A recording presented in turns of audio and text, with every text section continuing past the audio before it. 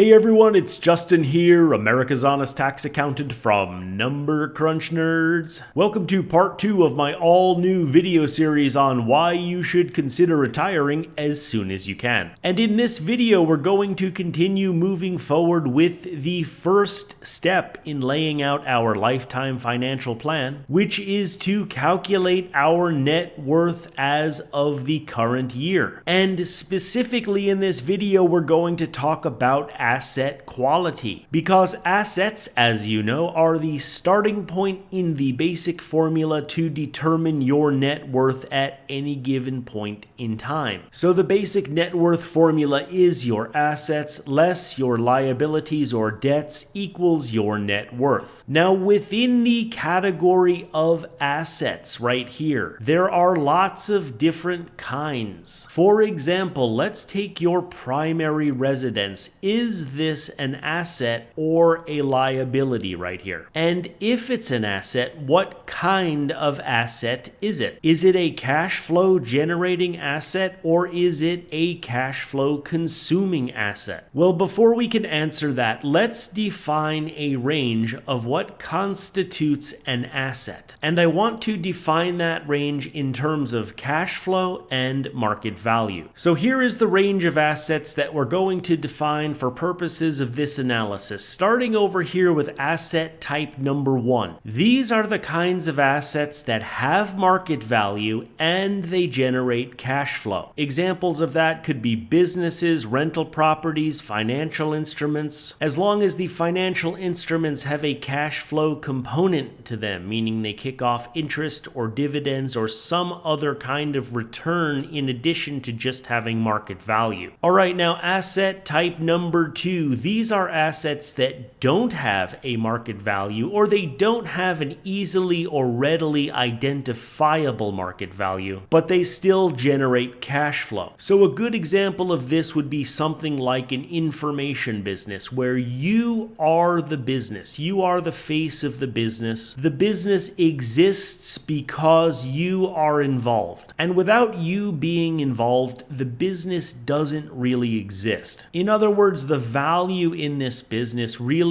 is you. Now, an alternative to that over here, this is the kind of business where the value is not necessarily tied so much to the proprietor of the business. A simple example might be like a vending machine business where you have 100 vending machines scattered all over town. In a business like that, it doesn't really matter who the proprietor is. The proprietor is not going to impact whether someone chooses to make a purchase of a can of soda or some potato chips or whatever else comes out of the vending machine. The value of this business is in the physical assets that are independent of the owner. The value of this business over here is heavily dependent on a specific owner being involved. So both of these types of businesses would generate cash flow, but this one over here could have more easily or readily identifiable market value, whereas this one over here may not. Now, asset type number 3, these are assets that have market value and they neither generate nor consume cash flow. Simple examples of that would be like physical gold that you store in your vault or safe, various kinds of financial instruments that have no cash flow component associated with them. With these types of assets right here, since they have no cash flow component associated with them, any increase to your net worth over time is going to be based solely on appreciation in market value. Then finally, asset type number 4. These are assets that have market value, but they consume cash flow to maintain. The perfect example of this would be your primary residence. This does have market value, but does it generate cash? No. In fact, it does the opposite in most cases. It consumes cash in order to maintain. And things that consume cash flow generally have characteristics of liabilities. That is why within this whole range of various asset types, I have put this one over here right by the boundary of where things start to turn into liabilities. That is the reason you will hear people argue that maybe a primary residence isn't really all the asset that it's cracked up to be. Because at a minimum, yes, it does have market value, but because because it consumes cash flow on an annual basis in order to maintain that asset, we can say at a minimum that these kinds of assets have characteristics of liabilities. So you can see that within the range of possible assets that you can acquire, build, and maintain over the course of your life, each type has different qualities associated with it. Some of these generate cash, some of these consume cash. The more an asset generates cash, the less dependent you are on appreciation in market value in order to reach your financial goals. Alternatively, the more an asset consumes cash, the more dependent you are on appreciation in market value in order to reach your financial goals. And this is important because every year you have a decision to make about where to allocate your free cash flow. More specifically, into what type of asset are you going to allocate your free cash flow? Okay, the money has to go somewhere. It can't go nowhere. I know there's at least one person who is saying, well, I put all my money in a shoebox under the mattress. Well, that is your choice to do that, but I am still going to take the position that that still constitutes somewhere. A shoebox under the mattress is not nowhere. It is in fact somewhere. All of it has to go somewhere. And so throughout your life, you are going to have to choose between assets that have different characteristics associated with them. How much of your cash flow is going to go here, going to go here, going to go here, going to go over here? So for example, in our financial and retirement planning calculator, we're going to lay out all of our cash income items, pre-tax deferral items such as 401ks and traditional IRAs. We're going to identify cash that goes to pay taxes, cash that goes to pay personal expenses, i.e. budgeting. We're going to identify our post-tax deferral items, for example, Roth IRAs, and ultimately we're going to determine our after-tax, after-deferral free cash flow. And the question will be, where does this free cash flow go? Into what kind of assets do we put this money? For example, how much of it are we going to put into starting a business versus upgrading the landscaping on our primary residence, for example? Let's do some simplified mathematics. If you put $10,000 into starting a business that generates $2,000 per year, then in 5 years you require $0 of market value in order to break even. In other words, $2,000 a year times 5 years is $10,000, and so you've gotten your investment back by that point. And then in 10 years you require $0 of market value in order to be ahead by $10,000. In other words, in this subsequent 5-year period, you still have another $2,000 times 5 years equals $10,000. So you could walk away from this business, for example, and get no market value for it, but still be ahead by $10,000. On the other hand, if you put $10,000 into landscaping that requires $2,000 per year to maintain, then in 5 years you require an additional $20,000 of market value on your property in order to break even on this landscaping investment. In other words, you put $10,000 initial investment into the landscaping, and then you spent $2,000 a year times 5 years is $20,000 total right here. In 10 years, you would require $30,000 of market value appreciation in your home just to break even, and you would require an additional $40,000 of market value appreciation in your home in order to be ahead by $10,000 on this landscaping investment. Now, those are simplistic examples, but they drive home the concept regarding your recurring lifelong decisions about where to allocate your free cash flow. Every time you make a decision regarding where to allocate free cash flow, are you asking yourself the following questions? Will this item that I'm allocating money toward generate cash flow for me on a regular and recurring basis into the future? Or will this item consume cash flow on a regular and recurring basis going forward in order to maintain? Because as we said earlier, the the more an asset generates cash, like in this little business up here, the less dependent you are on appreciation in market value in order to reach your financial goals. And alternatively, the more an asset consumes cash, like in this little landscaping example up here, the more dependent you are on appreciation in market value in order to reach your financial goals. So which asset is correct? Which one is the right one, quote unquote, to pick? Well, you know what I'm going to say, as I always say on the channel, there is no right one. There are only choices that you have to make, and in order to make the most informed choices, it often helps to lay out the numbers and see what happens when you make varying decisions. That's the whole point of the financial and retirement planning calculator. What if you, over the years, take 5% more cash annually away from cash flow consuming assets and put that money toward cash flow generating assets? How about 10% more? What happens in these different scenarios with respect to your financial and retirement goals? How much adjustment to your current cash flow allocation is enough to meet your financial goals without sacrificing your current lifestyle? These are the kinds of questions we want to be able to scenario test by laying out the numbers and seeing what happens. If you're interested in finding out more about the financial and retirement planning calculator, there is a purchase link for the program in the description below this video. Also, if you're new to the channel, make sure to check out what is currently a 4-part calculator build-out video series available on YouTube, where you can watch step by step the process of how the financial and retirement planning calculator was built out, starting with a blank worksheet